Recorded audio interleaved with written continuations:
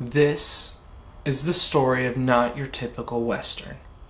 I haven't done one of these in a long time. I haven't in the garage. So Not Your Typical Western started like 2021? 2022? It's been too long. I don't remember.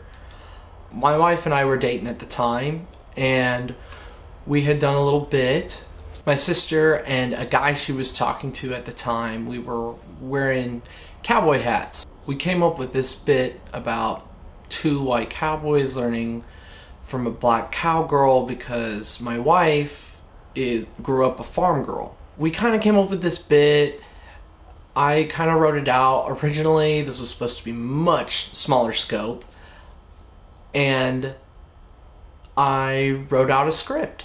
And Shyla had a horse at the time. Horses were originally supposed to be in it. I've been saving money, learning how to storyboard, going through this, that, the other, just to try and get pre-production getting together. Just as I was about done with my second draft of the script, her horse had passed away suddenly. Its intestines got twisted. That was a really rough day.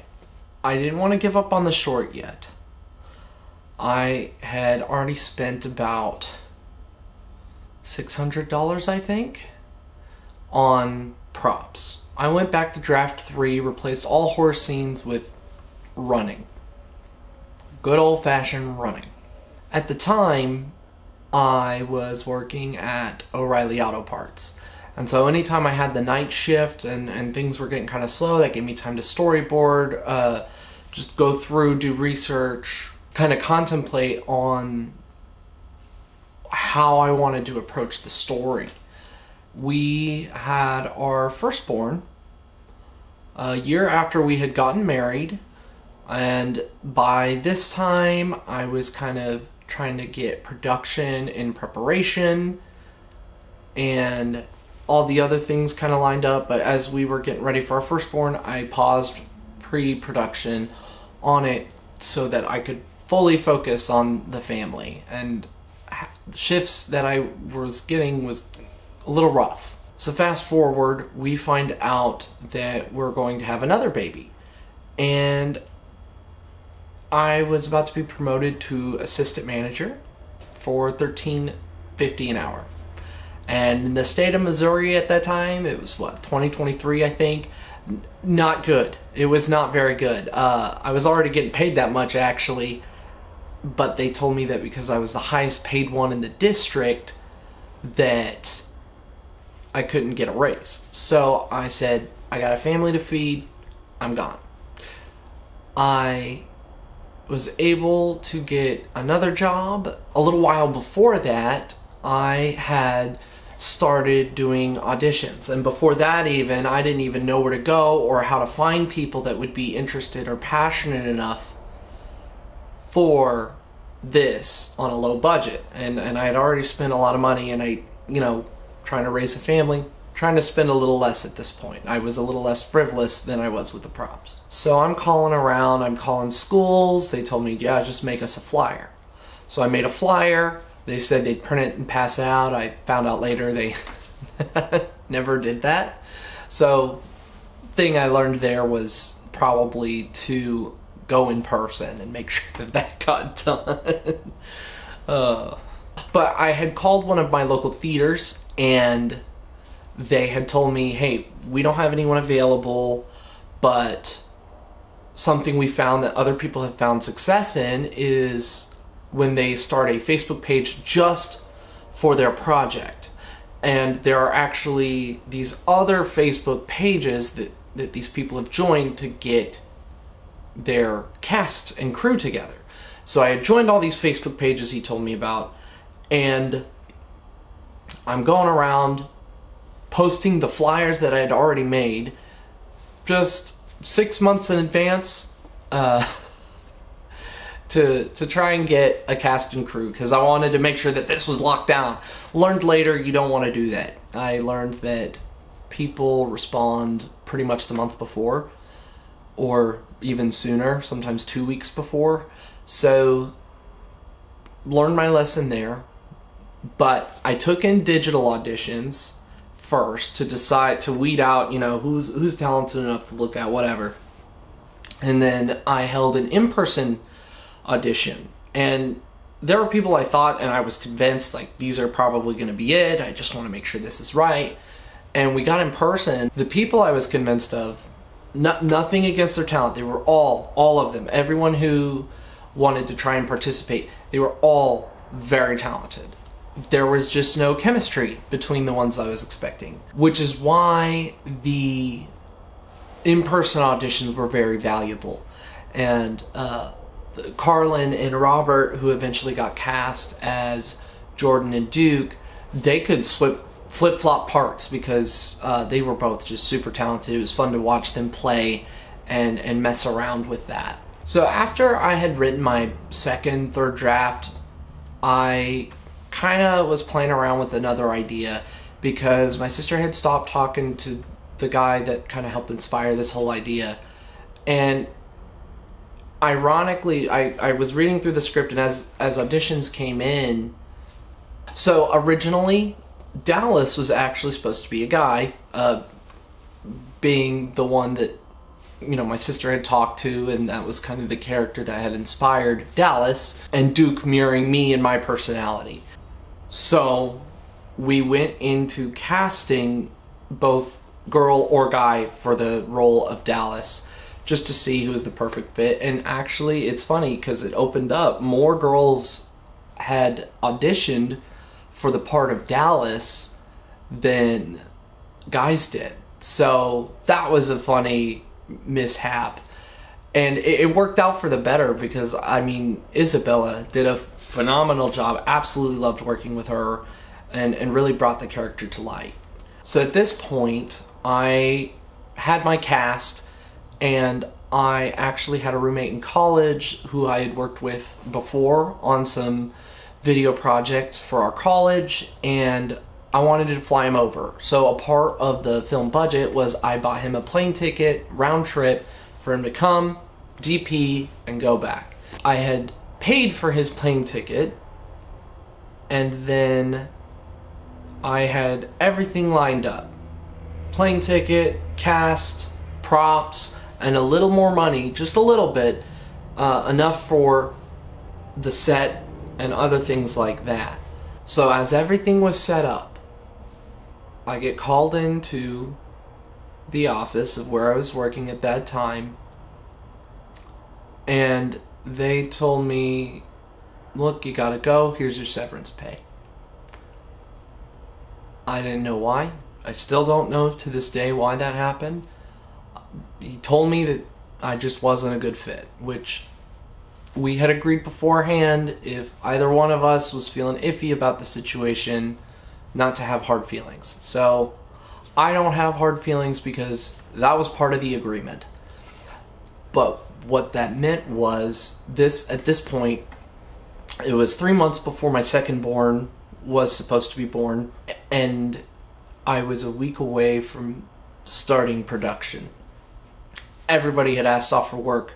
Plane tickets were bought. Props are ready to go. I don't hold that against anybody. But it was very difficult. It actually took me 3 months after that to find another job. I applied to 10, 15 jobs a day on it, both online and in person, and it was just really hard. Back to Not Your Typical, we started production. Day one was really rough. It was like a 12 to 14 hour day. It was way over what I had originally estimated. Things were just not clicking.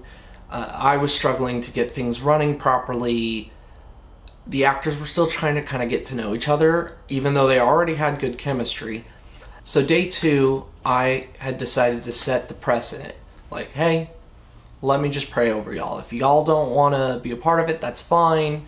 But I would like to pray and kind of set the tone. And so the DP actually prayed over everyone and just said, we're all in this together. We all have the same goals. I just pray that you would bless this. And all of a sudden, it's like the weight was lifted and things became really fun after that. Now day 3, which was our final day. Originally this was supposed to be a 5-day shoot. We got it in 3 days. Day 3, for the sword fight scene, I had originally, it was a lot more rudimentary, but Krissa actually had taken a course in stage sword fighting and asked if it'd be cool to write out a whole sword fighting scene just for this. I said, go at it, please. And so in their own time, outside of production, before we had even started on day 1, they all got together to practice their sword fighting.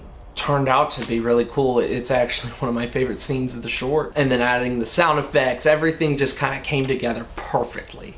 It was really good. She's very talented, not only at acting, but also directing a little bit, because she basically kind of had to take the reins. She knew more about the scene, and so I let her kind of take charge of at least getting the choreography down so everyone could both be safe and convincing. And so that was really fun to watch, and especially in the editing room and putting that together and seeing that scene come to life was really cool. My whole method of directing is, and even as a writer, is I'm a big, strong believer in, you know, once the actor gets the script, the character's theirs. It belongs to them. They're the ones in charge of bringing them to life. I want to see their interpretation of the characters that I came up with.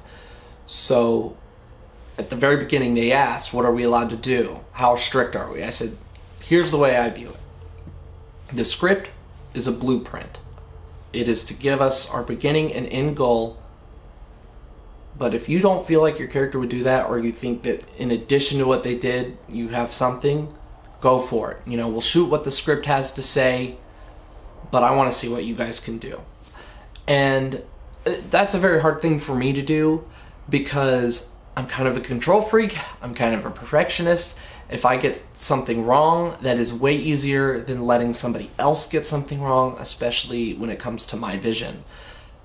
But letting go and letting the other people do what they're good at doing was not only liberating, but even for the montage scene, they came up with little bits. Originally, Dallas wasn't supposed to shoot off the gun and run away, and Robert hug Krissa.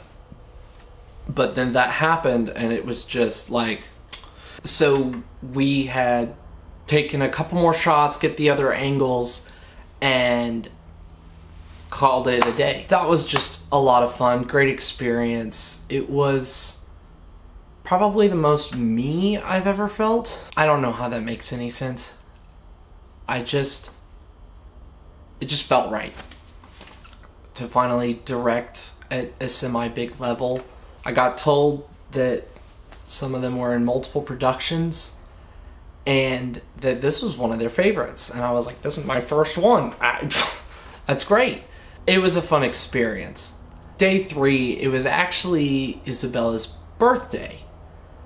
And so we bought her a cake to surprise her, and we meant to get footage of it. And one of the guys who was supposed to be shooting the BTS, his camera had died. And so I don't think there's any footage of it. But we celebrated her birthday. Her parents even came down to see what she was doing, and like just to kind of support her and like see what we were up to in the final day of shooting. And that was cool too, being able to meet her parents and chat with them a little bit. Krissa was really good friends with a gaffer, and that came in handy. They were able to grab our lunch as well as do some lighting things and lighting tricks and some audio help. It was just so handy to have them on set. I don't know that the short would have got done without them, honestly. I also learned about trying to really prep for catering. I didn't do a very good job. One of the times wasn't even necessarily my fault, because we had ordered 2 or 3 pizzas from Pizza Hut, and they got something wrong. I don't even remember, but we had to go back to get our refund, or at least another pizza. We wanted another pizza. And then one of the other places, I had ordered pasta, and they do these big pans of pasta, and I said I need 2 big pans of pasta, And like, we only do the little ones. It's like, no, I'm pretty sure you do the big ones. They said, yeah. Okay, we do the big ones. And I was like, I also need 6 or 7 salads, because they only give them in the cups. They don't give you a pan of salad, I guess. So they got us a one-person sized thing of pasta. I had ordered 2 or 3 days before too. That was the thing, is I called up ahead just to make sure. And so I guess there was a miscommunication. I'll take the fall for that. I was so mad. But they were all great sports about it. I mean, they shared the little thing of pasta. They ate their salads. When I got back, they were singing and dancing and having a great time. It looked like they were having fun, and at the end of the day, I really care about that. I want everyone to feel like they're not only safe, but also just having a really good time. After we wrapped, it was the most wonderful feeling I felt. And then I immediately after had to really start looking for jobs, because I still hadn't found one in that week of shooting.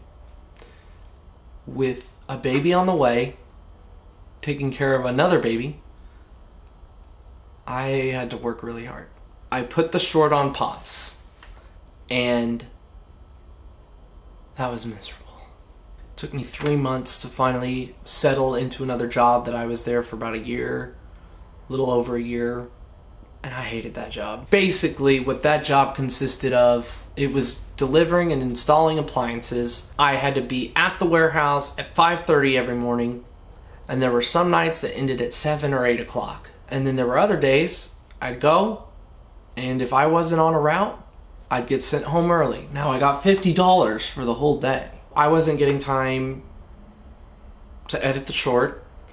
I wasn't getting time to be with my family, and anytime I had off, I was resting in preparation to go back to work. It was not fun. I think I tore my rotator cuff and I chipped my tooth. When I finally found, I'd been applying to jobs for a little while.